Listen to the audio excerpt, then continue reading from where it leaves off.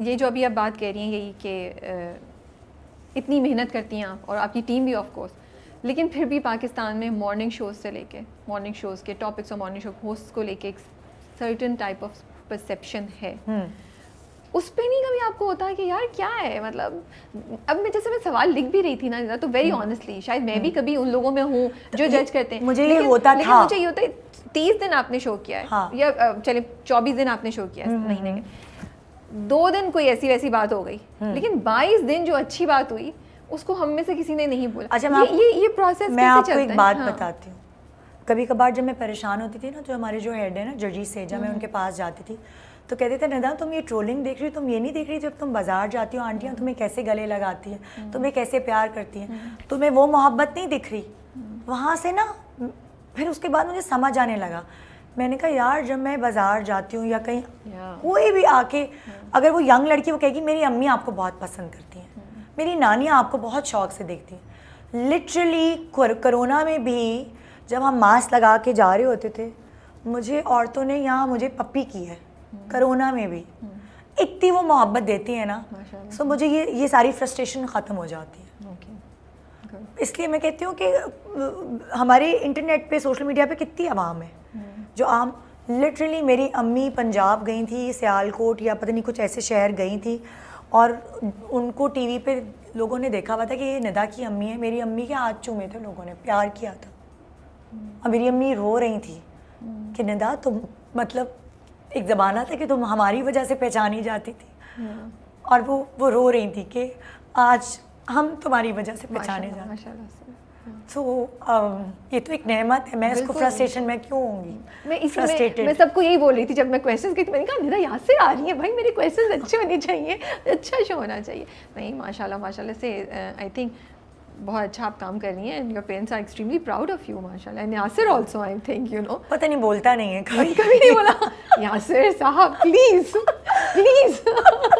अलबत्ता मेरे शो पे आने दें, मैंने स्पेशल क्लिप आपके लिए करवाना है। मेरे बच्चों ने फार्मूला 1 वाला जो क्लिप हुआ था ना, सो उन्होंने मेरा बड़ा रिकॉर्ड लगाया, कोई और रिकॉर्ड लगाए ना, क्योंकि जब मैं ट्रोल भी हो रही थी तो मुझे पता नहीं था मैं हो क्यों रही हूँ ट्रोल। शुरू में जब वो क्लिप वायरल होना शुरू हुआ था, सो मेरे बच्चों ने मुझे भेजा, तो मेरे बच्चों ने कहा कि मम्मा ये क्या किया आपने। वो 5-6 साल पहले की का क्लिप था कोई, तो मैंने कहा अच्छा क्या किया है मैंने। इस ट्रोलिंग ने मुझे बताया कि बेसिकली मैंने गलती की क्या थी। I think you are such a brave person, Nida. I think you are an extremely brave person and I have so much, respect for you because मुझे लगता है बड़ा आसान होता है कहना, लेकिन इस तरह बैठ के इतनी comfortably अपनी एक चीज़ को accept करना, it requires a lot of courage. So I think I've learned a lot today from you. मुझे तो मैं सोचूं कि मैं भी जो गलतियाँ करती हूँ मुझे भी ओन अप करनी चाहिए, यू नो। और हाँ, बोलते गलती हो जाती है, आपके मुंह से स्लिप हो जाता है, पता नहीं आप क्या बोल रहे हो, क्या निकल इंसान है।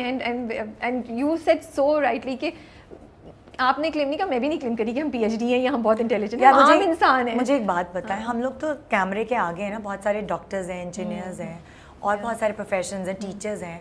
गलती सबसे होती है ना, किसी की गलतियाँ नज़र नहीं आती होंगी, हमारी गलतियाँ नज़र आती हैं।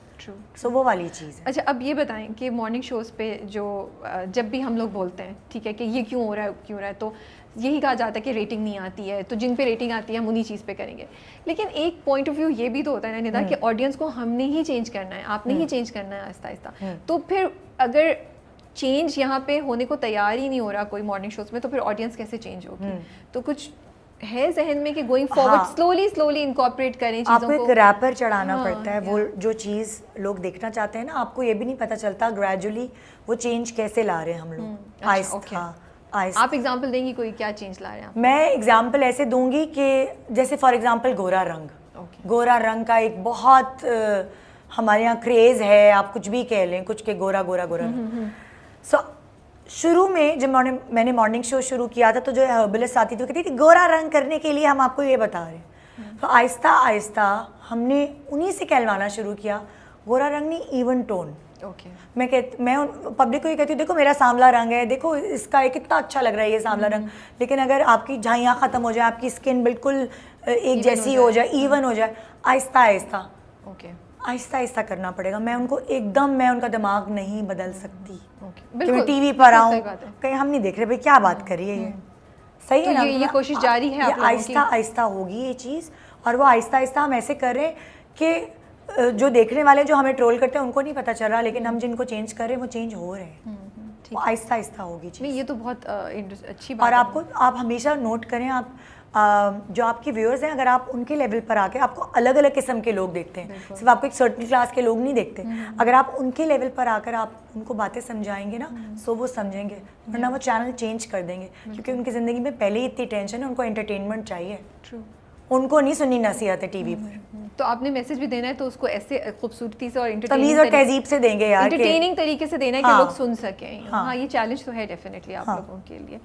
मदरहुड क्या चैलेंज है आजकल, और वो भी अब ज़माना इतना चेंज हो गया है ना, आपको क्या लगता है, क्या सबसे ज़्यादा आपको आप फील करती हैं कि जो नई जनरेशन आ रही है, क्योंकि आप माशाल्लाह से खुद भी माँ हैं, लेकिन आप के जो गेस्ट आते हैं वो भी हर उम्र की लड़कियां आती हैं। जो 19 साल की एक्ट्रेस भी आ रही होती है आपके पास, एक जिसने नए नए आए हैं, कभी कोई 16 साल की बच्ची, 14 साल की या 13 साल की बच्ची भी आ रही होती है। तो अब ये जो हमारा ज़माना भी चेंज हो रहा है, आपको क्या लगता है कि चैलेंजेस हैं एज अ मदर, और क्या 2-3 चीज़ें जो आप समझती हैं कि करनी चाहिए? पता है मुझे ऐसा लगता है कि आपको मैंने मदरहुड किसी और से नहीं सीखा। मैं से फ्लैशबैक में जाती हूँ कि अगर मेरी अम्मी यहाँ होती तो उन्होंने मेरे साथ क्या किया होता। सो मेरी अम्मी ने जिस तरह हमें ट्रेन किया है ना एज मदर, मैं उनकी बहुत बड़ी फ़ैन हूँ इस मामले में, क्योंकि उस वक्त मुझे नहीं समझ आता था कि वो हमारे साथ क्या करी हैं, कैसे करी हैं, लेकिन जब हमें ऐसा लगा कि हम इतनी बैलेंस्ड लाइफ गुजार रहे हैं सिर्फ उनकी वजह से। सिर्फ मैं अकेली नहीं, मेरी बाकी बहनें भी। हम अपनी ज़िंदगी को प्रोफेशनल लाइफ के साथ साथ घरेलू लाइफ को इतना बैलेंस लेके चल रहे हैं, माशाल्लाह दे आर हैप्पीली मैरिड, और वो अपने प्रोफेशन को भी साथ लेके चल रही हैं। उसका सारा क्रेडिट मैं अपनी माँ को देती हूँ। बेटों के लिहाज से यासिर को बहुत समझ है कि आपको बेटे को कैसे उसकी तरबियत कैसे देनी चाहिए। सो मैं अकेली तो नहीं सारा क्रेडिट ले सकती। अगर मैं और यासिर दोनों मिल के, कभी कभार दोनों में से एक गुड कॉप होता है, एक बैड कॉप होता है, हमें प्लान करना पड़ता है। हम कभी बच्चों के दोस्त बन जाते हैं, और हम कभी बच्चों के लिए इतने सख्त हो जाते हैं कि वो कहते हैं हम कहाँ फंस गए। सो ये वाली जो मयाना रवि है ना, हमें बरकरार रखनी पड़ती है। सिर्फ हमें ये पता होना चाहिए किस वक्त सख्त होना है और किस वक्त दोस्त बनना है। सो वो मुझे इतनी मुश्किल इसमें नहीं होती, क्योंकि मैं अपनी अम्मा का सोच लेती हूँ कि मेरी अम्मा ने क्या किया था। तो बेटी के साथ मुझे कैसे चलना है वो मुझे बहुत अच्छे से पता है, बेटे के साथ कैसे चलना है वो यासिर को बहुत अच्छे से पता है। तो you guys balance out each other, माशाल्लाह से। लेकिन मुझे ये बताएं, आजकल की जो ये जो बच्चे हैं, मुझे लगता है बड़ी आज़ादी मांगते हैं, और कभी आज़ादी की लिमिट्स नहीं दे सकते हम, और कभी कभी वो आज़ादी की लिमिट्स माँ बाप की डेफिनेशन से ज़रा ज़्यादा हो जाती है। तो how do you strike the balance? फिर वो बच्चों की तरफ से जो फ्रस्ट्रेशन होती है उसको कैसे हैंडल? हम ऐसा करते हैं कि अगर वो 2 दफ़ा कहते हैं, अगर वो 4 दफ़ा इजाज़त मांगते हैं कि हम अपने दोस्तों के साथ खाने पे चले जाएं, तो हम 4 दफ़ा के बजाय 1 दफ़ा इजाज़त दे देते हैं। ठीक है, तो उनको थोड़ा सा ही होता है कि भाई हम 4 दफ़ा नहीं देते, हर दफ़ा जब वो मांगते हैं हम नहीं देते इजाज़त। कुछ हमारे रूल्स सेट है कि क्या करना है, क्या नहीं करना है, कहाँ तक जाना है, कितने। और सबसे स्पेशल बात, हम अपने बच्चों के हाथ में ज़्यादा पैसे नहीं देते। ये यासिर ने रूल सेट किया। उनकी एक सर्टेन पॉकेट मनी है, वो उनको मिलेगी।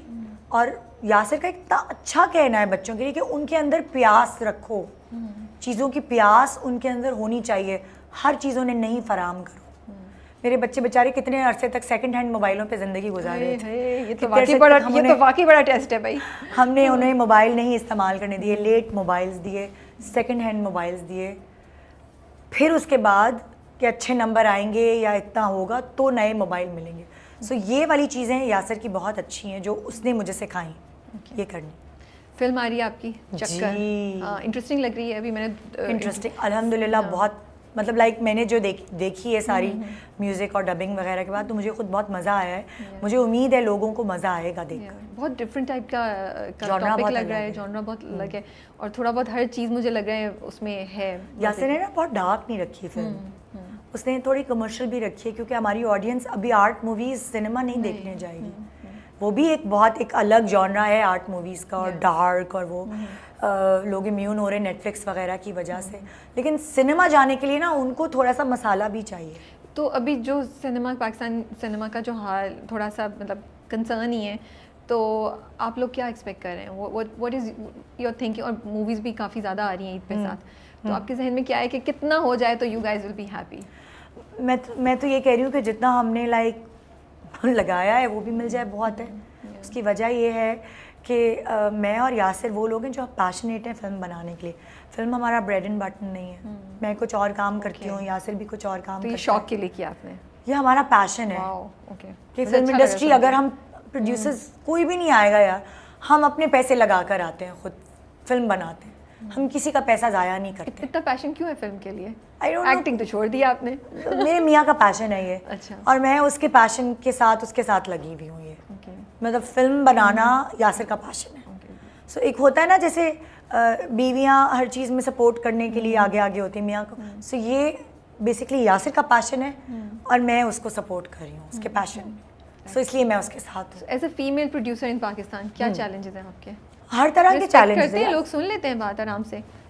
हाँ सुन लेते हैं। फीमेल और मेल का कोई मसला नहीं है। प्रोड्यूसर के लिए चैलेंज ये है कि वो अपना इन्वेस्ट कर रहा है, मेहनत से कमाए हुए जो रकम है वो एज प्रोड्यूसर इन्वेस्ट कर रहा है फिल्म में, तो वो पता नहीं वापस आएगी कि नहीं।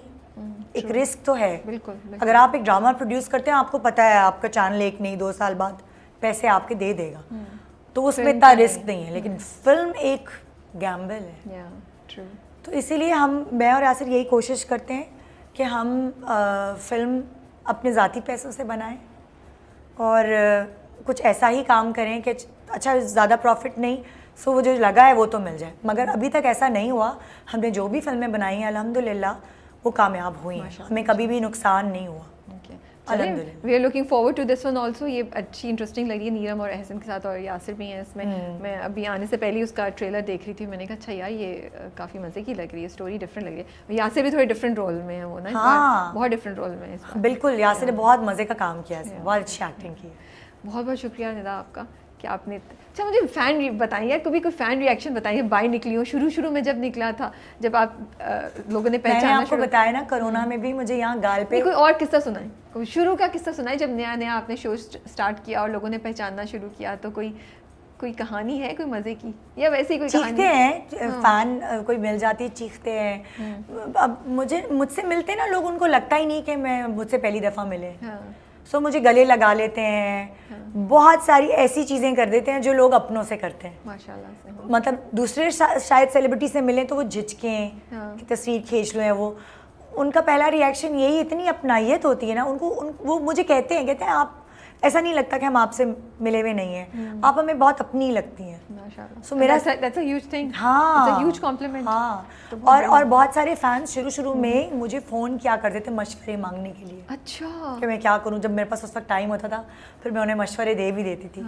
अभी सोशल मीडिया पे मेरे इंस्टा पे मैसेज करते हैं, आते होंगे डीएम, आते हैं कभी कभार। मैं उनको जवाब दे देती हूँ, मुझे मशवरा दो निदा, मैं क्या करूँ, मैं एक डॉक्टर हूँ, मैं सारा काम छोड़ छाड़ के बच्चे पाल रही हूँ, मुझे बहुत डिप्रेशन होता है, मैं क्या करूँ, ऐसे सवाल आते हैं। सो फिर मैं उनको थोड़ा काम डाउन करती हूँ। That's so nice। इस तरह जब टाइम मिलता है। I know you guys are so busy माशाल्लाह से। बहुत बहुत शुक्रिया आपका कि आप आई और आपने टाइम निकाला, बिकॉज और अच्छा वो निकल गया, वरना मॉर्निंग में तो आपको टाइम नहीं मिलता। पता नहीं मैं क्या क्या बोल गई। नहीं, आई थिंक अच्छा बोली है, जो भी बोली है, मुझे तो बहुत मज़ा आया। मैं तो आज बड़े मज़े की बातें सुनी, मैं तो हंस के, यू कैन सी मेरा तो हंस के बुरा हाल हो रहा था। बट शुक्रिया बहुत बहुत कि आपने टाइम निकाला। बहुत शौक था मुझे कि इस तरह आपसे बैठ के गप लगे, आज फाइनली ये हुआ आखिरकार। तो we wish you all the best, thank you, and we would love to keep seeing you in good morning Pakistan. Thank you so much, thank you.